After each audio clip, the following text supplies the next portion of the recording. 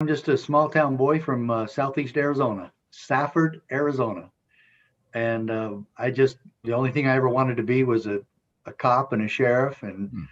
And I got to be sheriff in my hometown, where I was raised and where I grew up.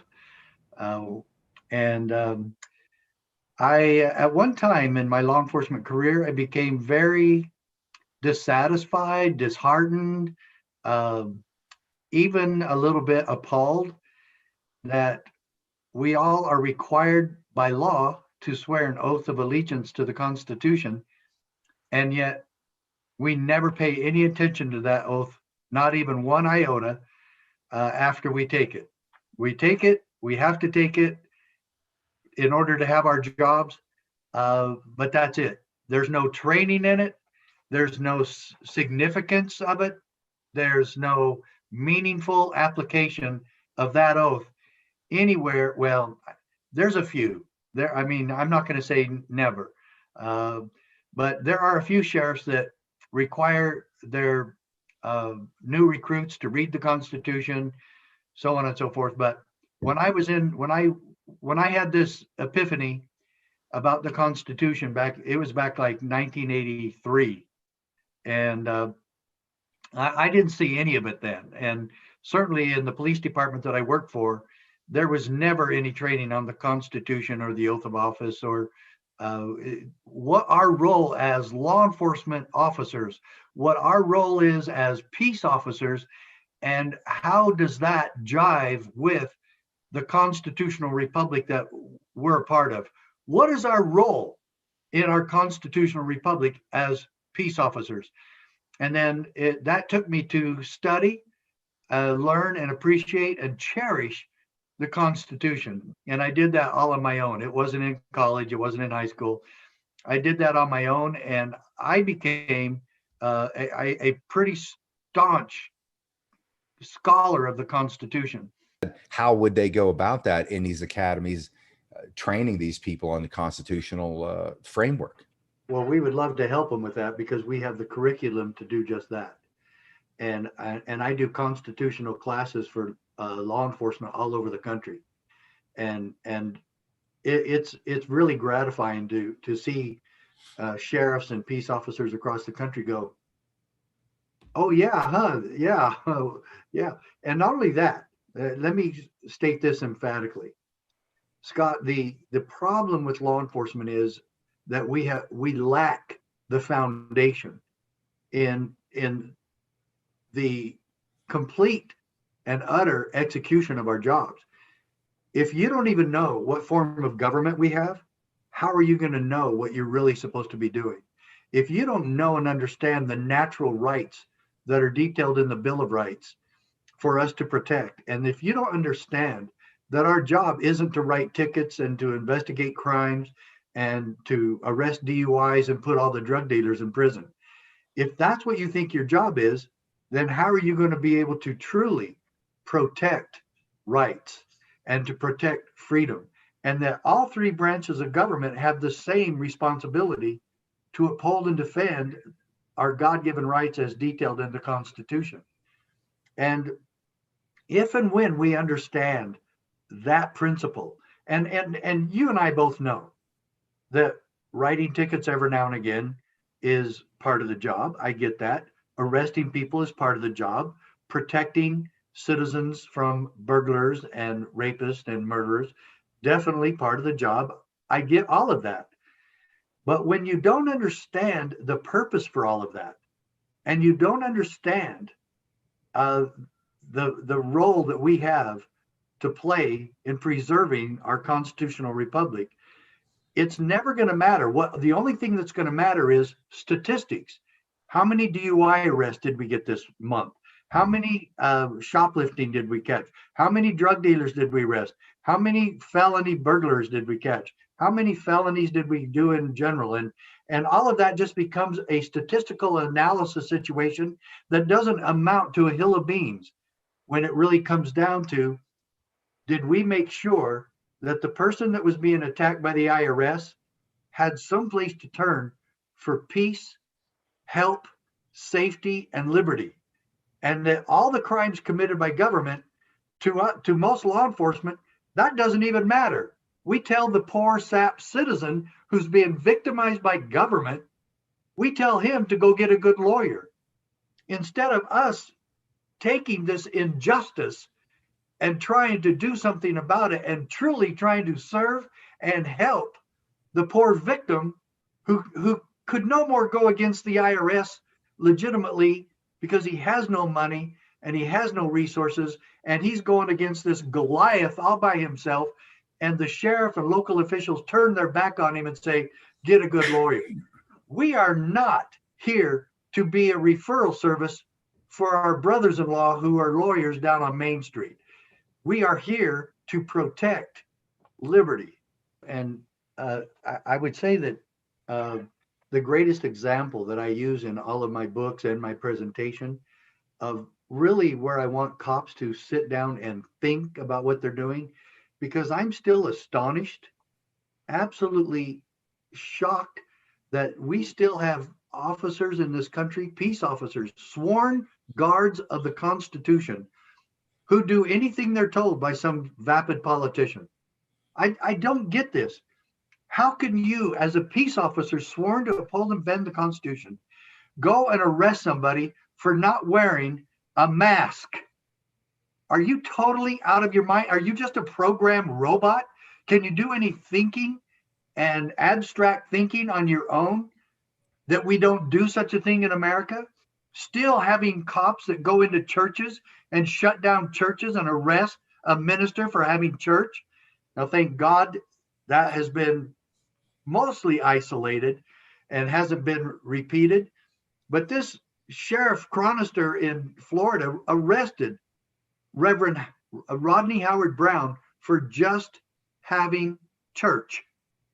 And then he bragged about it afterwards at a press conference, arresting a minister in the United States of America, where we were founded upon the principles of freedom to worship how we please.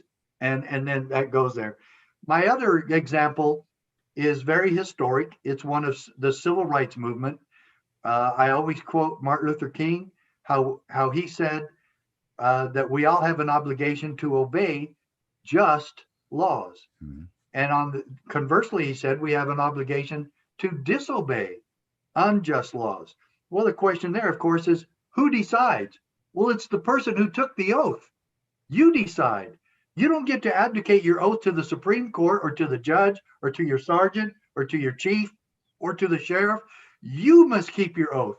You have to fulfill the oath that you took, and you cannot pass it on to somebody else. Now, the other one that I really want to stress is I bring up December 1st, 1955, Montgomery, Alabama. On the bus when Rosa Parks refused to give her seat to a white man, 2 sworn guards of the Constitution get on the bus and arrest her. Arrest an American citizen for not giving her seat to a white man. Now, you probably don't know the real charge because I had to really investigate that to find out. There was no actual law saying that you had to give your seat to a white man if you're black. That was not in the criminal code. So what do you think they charged her with? The catch-all charge of all law enforcement charges. Disorderly conduct. So she's arrested. She wasn't being disorderly at all. She was being quite calm and peaceful about the whole thing. She just refused to get out of her seat. And she was very orderly about it. So how they charge her with that.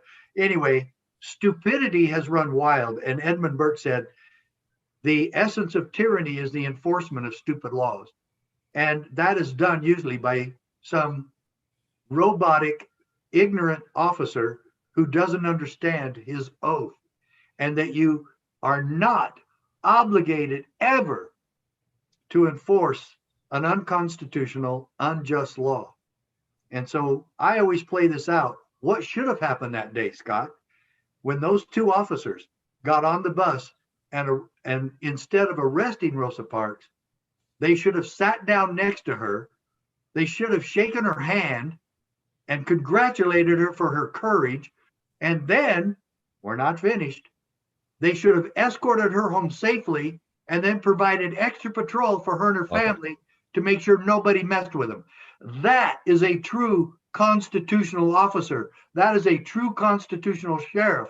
And that is what we train sheriffs and peace officers across this country to do at our CSPOA training and conferences and conventions that we just had in Houston over the weekend. And for God's sakes, I say God bless the constitutional sheriffs and peace officers of this country. Oh, and by the way, every citizen in this country is welcome to join. We beg you to join and be a part of this movement. Why? Because you alluded to it earlier, Scott. The sheriff and those peace officers work for you. Do you know that the sheriff has no other supervisor except you? The people of his county are his only boss, and rightfully so, because that is what a constitutional republic is all about. 90% of the courts are siding with the people on these ridiculous charges. And to stay open, or to keep your business alive, or to keep your barbershop open, and so on. Even the Michigan Supreme Court said in a 7-0 unanimous verdict or ruling on Carl Mankey, the barber there, the 77-year-old barber who was arrested for keeping his business open. They sided with him. And the judges even said, we hope that civil rights and individual liberty will not be yet another victim of the coronavirus. And so, and I think that needs to be mentioned nationwide. Peace officers of this country, you can have nothing to do with making the hysteria and fear mongering of the COVID-19 mandates or COVID-19 results, all of which we know have been lied about and skewed and falsified. That's irrefutable that has happened. So what is our job as peace officers? Let's maintain some dignity and some decorum and some command presence, and let's put first things first in the execution of our jobs. And somebody wants to use me as a hitman to force somebody to wear a mask, then what is my job? My job is to realize that, first of all, it's not a law, and I am a law enforcement officer. I cannot enforce an edict from a self-appointed dictator in this country.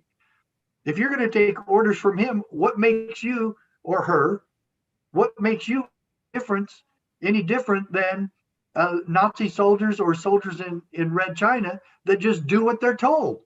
If we always do what we're told by politicians who are so entirely misdirected, but they know that they can always get officers such as us to do what we're told, then they can do anything. And that is comparable to the founding fathers listing the Declaratory Act. The Declaratory Act allowed Britain, King George III, and the English Parliament to do anything to us that they wanted to. And the law, the quote, the pretend legislation actually said that.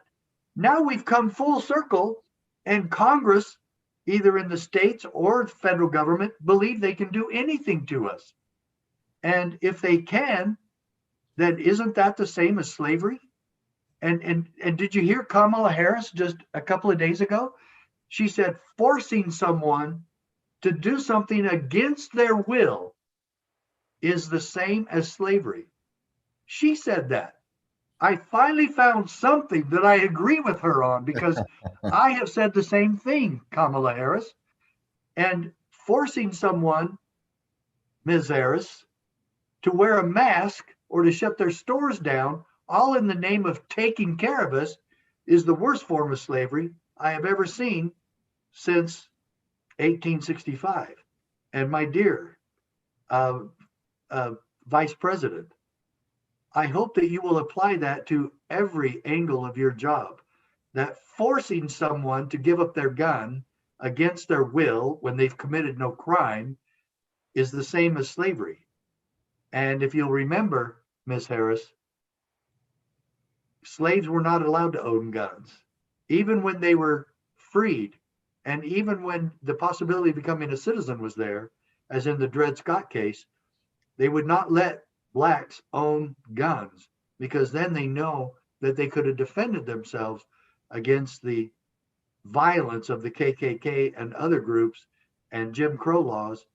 I'm appalled that you could be proposing, Miss Harris, that blacks who simply own a gun are subject to arrest, that Hispanics simply for owning a gun are subject to arrest, or to have their property taken from them without due process, that any American citizen could be arrested by the capricious notions of you and Mr. Biden is another form of slavery. And I thank you for bringing that to our attention. And that's what I really like to brag about. It's peaceful Mhm. and it's very effective.